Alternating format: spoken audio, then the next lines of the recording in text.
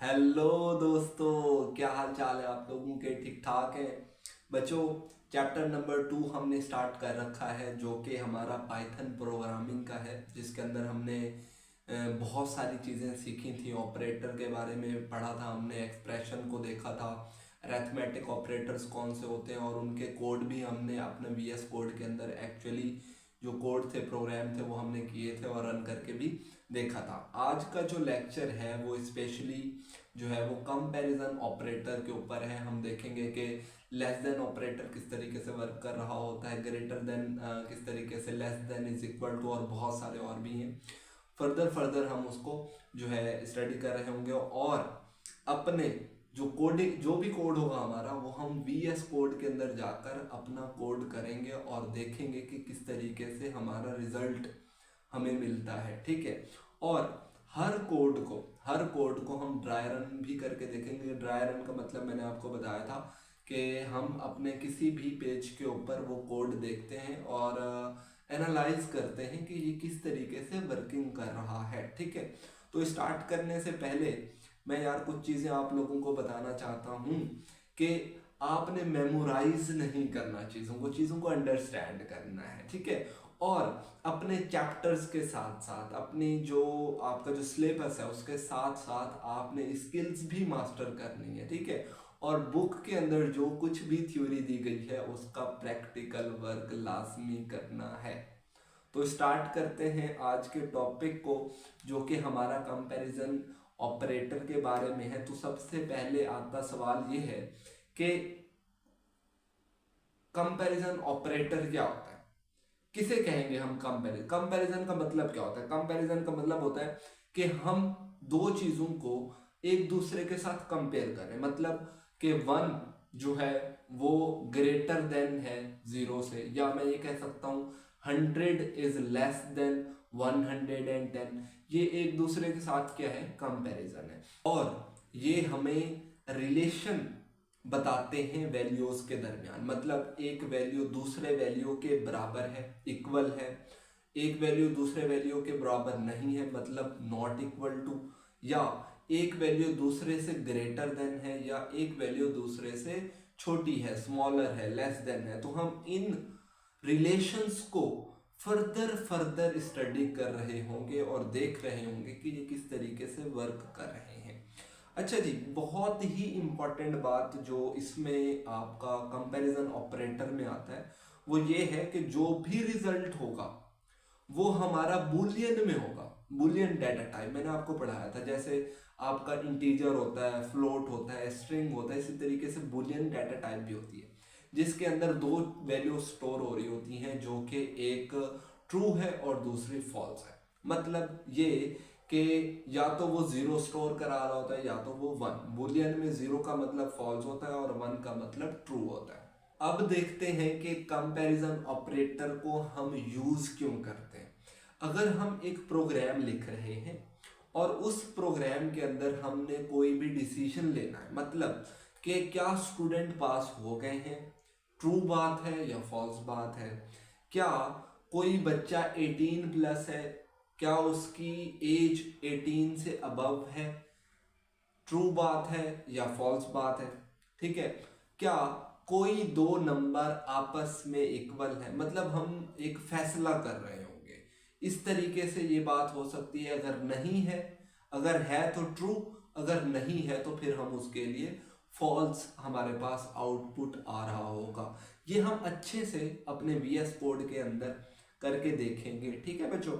अब आगे चलते हैं types of comparison operator. Comparison operator की जो टाइप है, सबसे पहली है greater then operator. Greater than operator use करने के लिए इसका मीनिंग क्या है कि जैसे मैं कहता हूं एक एक्स फॉर एक वेरिएबल है मेरे पास, उसके अंदर मैं वैल्यू स्टोर करा रहा हूं 10, और एक मेरे पास वाई वेरिएबल है जिसके अंदर मैं वैल्यू स्टोर करा रहा हूं 5।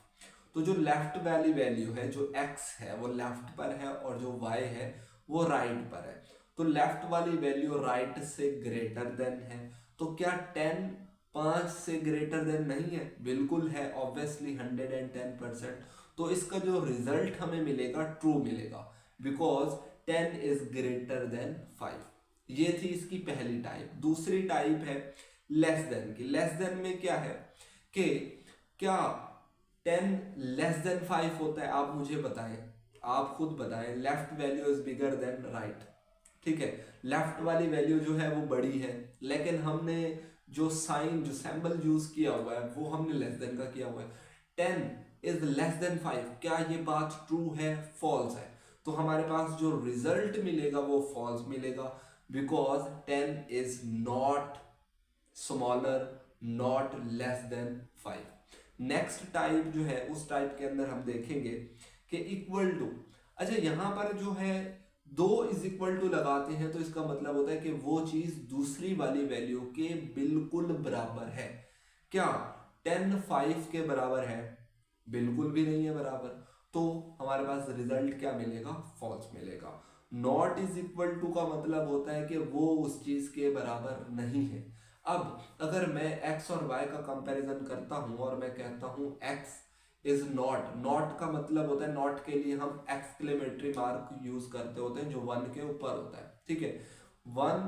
10 is not is equal to 5, क्या बात ये ठीक नहीं है? बिल्कुल ठीक है। तो हमारे पास जो रिजल्ट मिल रहा होगा वो हमारे पास ट्रू मिल रहा होगा। अब हम चलते हैं अपने VS कोड के अंदर और वहां पर देखते हैं कि ये किस तरीके से हम अपना कोड कर सकते हैं एक्चुअल में, और देखेंगे उसके रिजल्ट। तो हम आ चुके हैं अपने VS कोड के अंदर और यहाँ पर देखें, मैंने वैसे C++ जो है वो पढ़ा रखी थी, इसके चैप्टर्स डिफरेंट बना लिए हैं मैंने, ठीक है। अब चूंकि हमने पाइथन के अंदर कोडिंग करनी है तो हम पाइथन में जाते हैं और बाकी चैप्टर्स को क्लोज कर देते हैं, ये जो C++ के हैं। हाँ जी, यहाँ पाइथन पर आते हैं और पाइथन में हम एक अपनी फाइल बना लेते हैं और उस फाइल का नाम दे देते हैं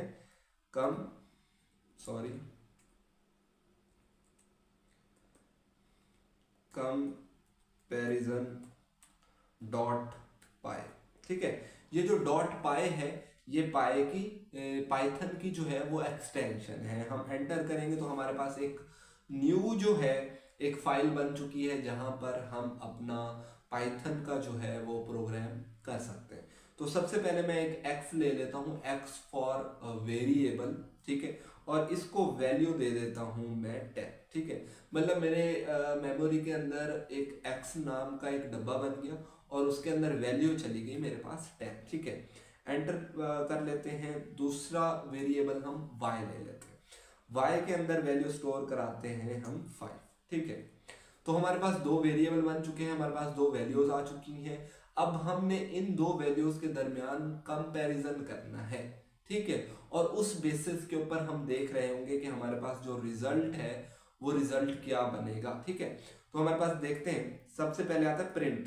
प्रिंट एक क्या है? प्रिंट फंक्शन है जो कि हमारा रिजल्ट हमारे कंसोल या हम कह सकते हैं जो हमारा आउटपुट स्क्रीन है उसके ऊपर रिजल्ट हमारा डिस्प्ले कराता है। तो प्रिंट ले लिया। प्रिंट के बाद हम 2 ब्रैकेट्स लगाते होते हैं, राउंड्स ब्रैकेट्स, ठीक है, और उसके अंदर जो कुछ भी मीनिंगफुल चीजें लिखेंगे वही हमारा कोड होगा, या हम उसको कह सकते हैं वो हमारा प्रोग्राम है। अगर मैं यहां पर लिखता हूं x, तो जो मेरा आउटपुट स्क्रीन है वहां पर x की वैल्यू चली जाएगी, ठीक है। कॉमा देता हूं, ठीक है, मैंने कॉमा लगा दिया। इस कॉमे का क्या मतलब है कि मैंने एक x वैल्यू ले ली जो मेरे आउटपुट स्क्रीन पर नजर आ रही होगी।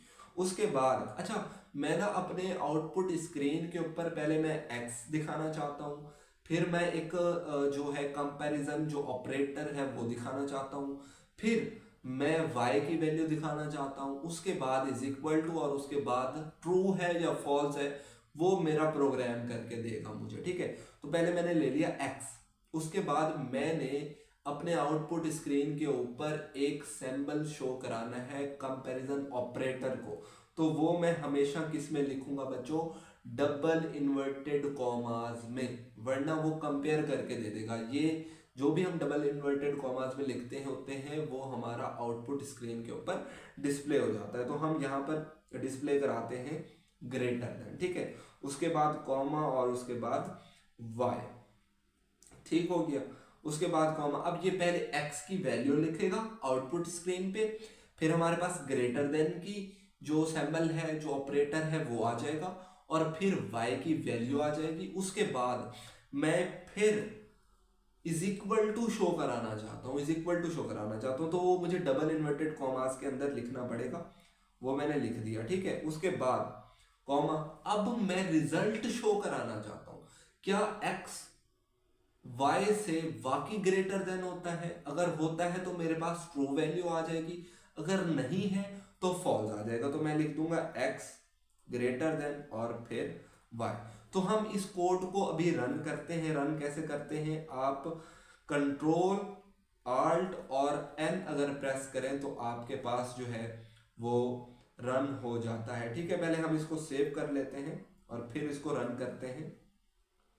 हाँ जी, रन किया तो देखिए यहां पर आपको नजर आ रहा है, पहले x की वैल्यू प्रिंट हुई 10, उसके बाद क्या प्रिंट हुआ, जो हमने कंपैरिजन ऑपरेटर यूज किया था, जो डबल इन्वर्टेड कॉमास में लिखा था, वो आ गया। उसके बाद y की वैल्यू इज इक्वल टू, और इज इक्वल टू के आगे देखें तो ट्रू आ रहा है।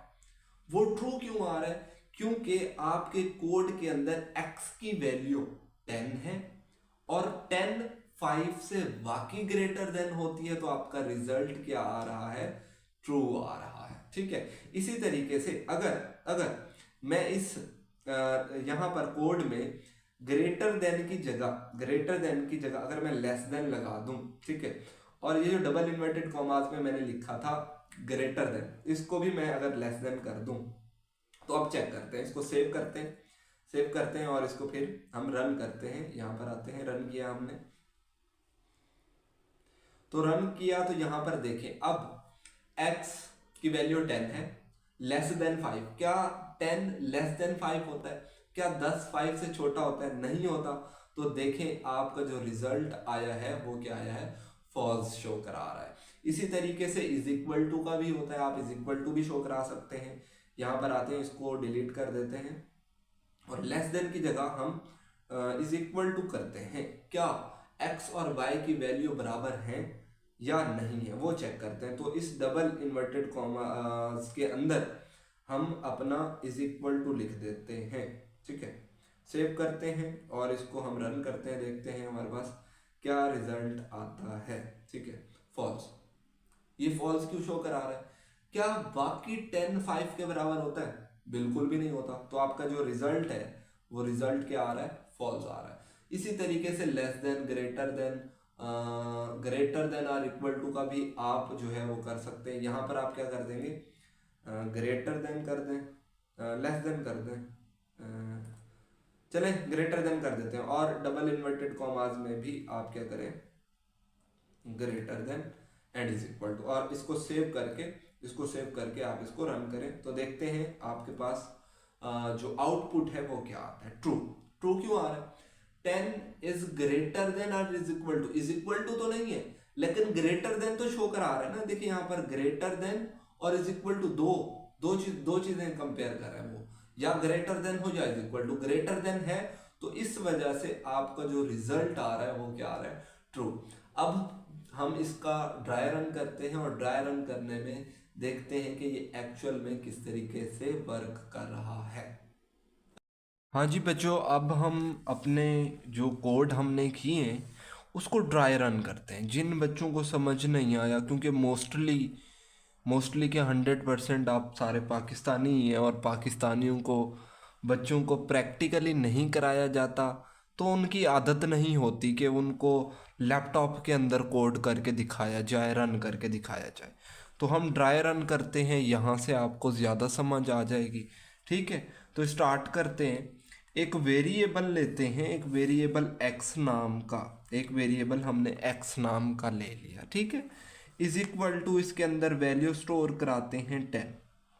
ये बहुत ही बच्चों आसान तरीका है पाइथन के अंदर कंपैरिजन ऑपरेटर्स को कंसेप्ट क्लियर करने का, इंतहाई आसान तरीका, ठीक है, जो मैं आपको समझाने लगा हूँ। तमाम बच्चों ने ये करना है और कोशिश करें कि एक जो है सस्ता सा कोई लैपटॉप ले लें, कोई 25,000 30,000 रुपये वाला, जिसके अंदर आप कोडिंग अपनी कर सकें और कोडिंग जर्नी आप इंजॉय कर सकें, ठीक है बच्चों।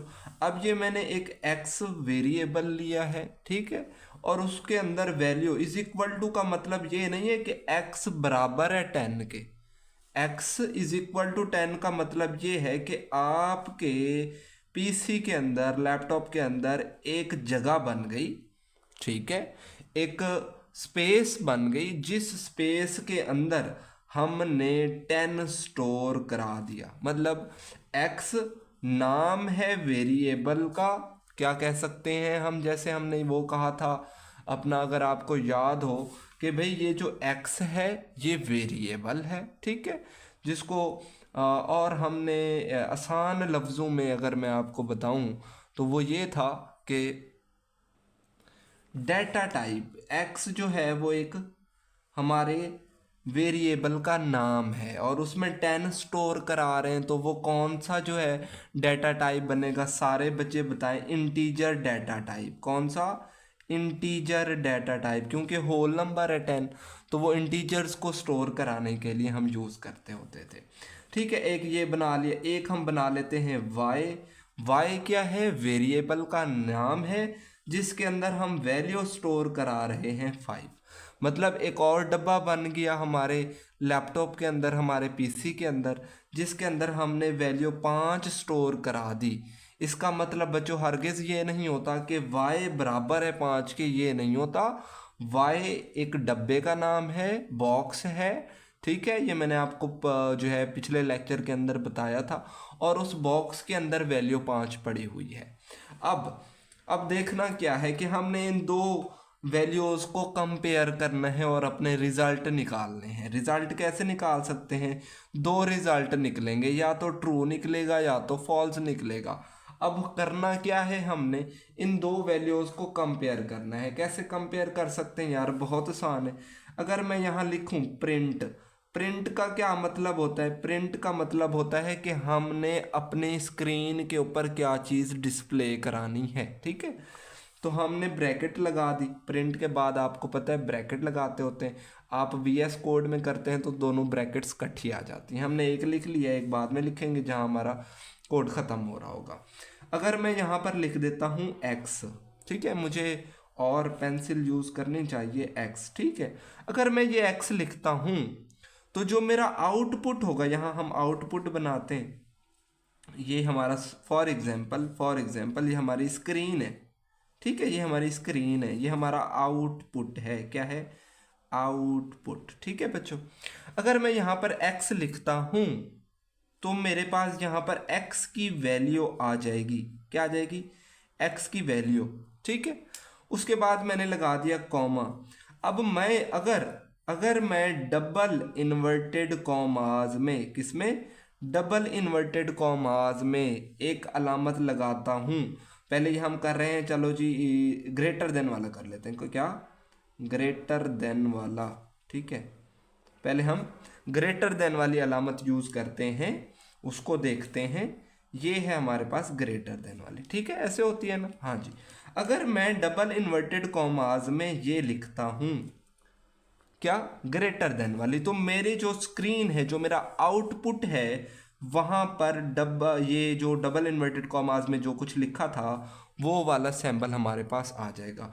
फिर मैं कॉमा लगाता हूँ और अगर मैं यहाँ पर y लिख दूँ तो फिर मेरे पास y की वैल्यू यहाँ पर आ जाएगी जो कि 5 है। अब इसके बाद एक और कॉमा लगाते हैं और यहाँ लिख देते हैं x ग्रेटर देन y और फिर ब्रैकेट बंद। अब ये देखो, यहाँ से वो x की वैल्यू उठाकर आपके आउटपुट स्क्रीन पर, जिसको हम कंसोल भी कहते होते हैं, यहाँ पर वो प्रिंट करा देगा। ये तो डबल इन्वर्टेड कॉमास में है, ये तो वैसे प्रिंट होना है, y की जगह y की वैल्यू प्रिंट हो जाएगी। अब ये क्या चीज़ है? ये क्या चीज़ है? अब ये दरअसल आपका रिजल्ट है, ये आपका रिजल्ट शो कराएगा। ये आपके जो कंपाइलर होगा उसके अंदर ये चल रही होगी चीज़, वो चेक करेगा x की वैल्यू क्या है जी? 10 है, ग्रेटर देन 5, y की वैल्यू 5। क्या 10 वाकई 5 से बड़ा है? 10 5 से बड़ा है? हाँ जी बिल्कुल है। तो यहाँ पर आपका क्या लिखा हुआ आ जाएगा? ट्रू, इसी के आगे, ठीक है। तो इस तरीके से यार ये वर्क करता होता है। अगर इसी तरीके से लेस देन की एग्जांपल लें, किस चीज़ की? वो ग्रेटर देन की थी। अगर मैं यहाँ पर लेस देन की एग्जांपल लूँ, डिफरेंट वैल्यू ले लेते हैं, डिफरेंट वेरिएबल्स ले लेते हैं। अगर मैं कहूँ कि मेरे पास एक ए वेरिएबल है जिसके अंदर मैं वैल्यू ले रहा हूँ 13 और बी मेरे पास है एक वैल्यू 2, और मैं कहता हूँ कि इनके दरमियान मैं कंपैरिजन निकालूँ लेस देन वाला। ठीक है, लेस देन वाला कर रहे हैं, ग्रेटर देन वाला किया है हमने। तो यहाँ मैं लिखता हूँ प्रिंट, प्रिंट के बाद हम वैल्यू लिखते हैं ए की। मैं अब यहाँ पर अगर ए लिख रहा हूँ तो मतलब हमारा जो आउटपुट होगा, जो हमारी आउटपुट स्क्रीन होगी, उसके ऊपर ए की वैल्यू आ जाएगी। ए की वैल्यू क्या है 13, तो 13 आ जाएगा। फिर मैं डबल इन्वर्टेड कॉमाज लगाता हूँ और उसके अंदर मैं अलामत लगाता हूँ लेस देन की। तो ये जो लेस देन वाली अलामत डबल इन्वर्टेड कॉमाज में है वो हमारे आउटपुट यहाँ पर स्क्रीन बना लेते हैं। ये आउटपुट स्क्रीन है। तो यहाँ पर पहले ए की वैल्यू आ जाएगी, ठीक है। फिर ये डबल इन्वर्टेड कॉमास में जो कुछ भी लिखा हुआ है वो आ जाएगा।